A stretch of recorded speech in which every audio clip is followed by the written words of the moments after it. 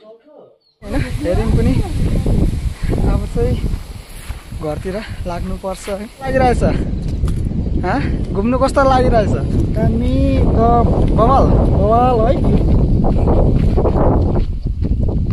hello guys स्वागत छ सबैजनालाई है आज चाहिँ हामी तीनजना हामी भ्यू पोइन्ट हैन घुम्न हेर्न गइरहेछ र हजुरहरुले नि हेर्दै गर्नु होला यो के भन्छ यो ठाउँलाई डाँडा गाउँ भ्यू पोइन्टको नाम चाहिँ रानी डाँडा भन्दो रहेछ है फिलहालमा आज चाहिँ हामी पैदल यात्रा गर्दै घुम्न आएका छौं र फाइनली बल्ल बल्ल हामी चाहिँ यो होमस्टे हैन घरमा पुगेका छौं र यहाँ अलिकति म्यागीहरु खानलाई है यहाँ चाहिँ हाम्रो दाइले चाहिँ फोटो खिच्ने भनिरहेछ तर मैले जानी भिडियो बनाइदिइरहेछु है खतरा परिरहेछ हवा है फोटो खिच्न हो फोटो यहाँ ब्लग चलिरहेछ ब्लग यहाँ हामी बस्ने ठाउँ चाहिँ त्यो पारी डाँडा त्यहाँदेखि चाहिँ हामी यता घुम्न आएको थियौं आज चाहिँ एकदम बबल लागिरहेछ जिन्दगीमा यहाँदेखि उता चाहिँ भ्यू पोइन्ट छ है नयाँ बन्दैछ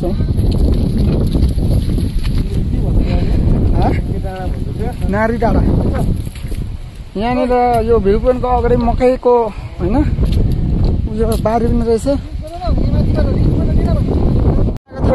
आज चाहिँ हाम्रो यता आएको थिएन अनि आज घुम्ने भनेर आउनुभएको छ कस्तो लागिरहेछ घुम्नु कस्तो लागिरहेछ दामी बवाल है भ्यू पोइन्ट एकदम मजा छ है यो चाहिँ हो नारी डाँडा है सिक्किमको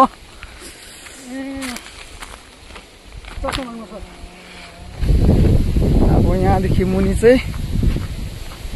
खतरनाक नै देखिन्छ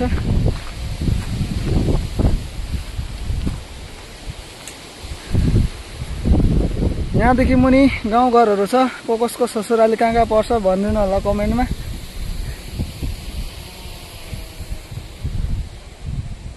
के बस्ने भन्ने रहेछ एउटा मुनि पनि रहेछ त्यता गइदिउँ न एकताल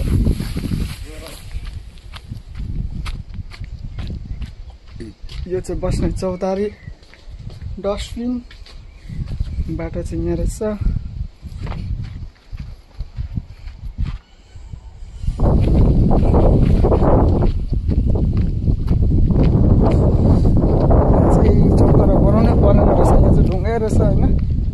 बवालको रहेछ यहाँदेखि मुनि त डरै लाग्दो देखिरहेछ यहाँ चाहिँ हल्का डढेली लगाएको रहेछ यहाँ मुनि पनि रहेछ हुनु त है तर के हो धेरै तल छ रोड होला हामी घुम्यौं पनि हैन हेर्यौं पनि अब चाहिँ घरतिर लाग्नुपर्छ है यहाँ हाम्रो दाइले चाहिँ पुरै फोटो खिच्नु मन लागिरहेको रहेछ है दाइ दामी बवाल देखिरहेछ त खिच्दियौ